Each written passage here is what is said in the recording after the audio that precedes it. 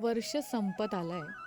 अनेक सुखदुःखांच्या आठवणी आपल्या गाठीशी असतीलच. पण मला असं वाटतं, ही जी गुरुदेवांची कविता मी ऐकवणार आहे, त्यांनी आपल्याला नवीन वर्षासाठी एक खूप छान दृष्टिकोन मिळेल.